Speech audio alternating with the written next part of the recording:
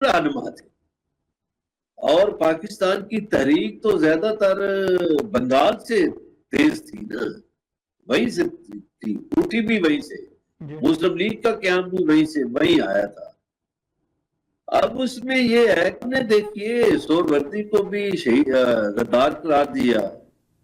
फिर उसके बाद मोहतरमा फातिमा जिन्ना, जो बरसगीर में एक मशहूर डेंटिस्ट थी, मुंबई में उनका बहुत शानदार क्लिनिक था, वो ये काम छोड़ छाड़ के तहरीके पाकिस्तान में शामिल हुई।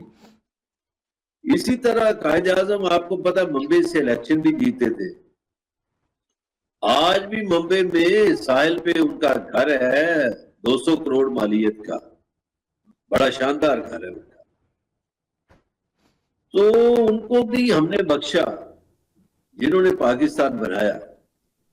फिर आप देखें कि किस तरह शेख मुजीब को भी गद्दार करार दे दिया।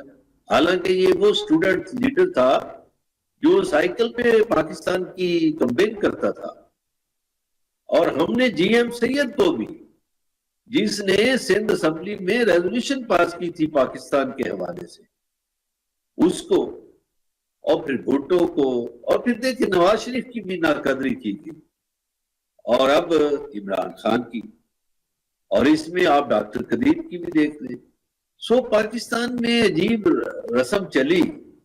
अच्छा फैज साहब देखे, वो लेना अवार्ड उनको मिल रहा है और यहाँ वो जेलें भुगत रहे हैं। जी हमने अपने जो आवाजें, जो सच हमें पसंद ना आया, उसके खिलाफ हमने गद्दारी के फतवे दिए।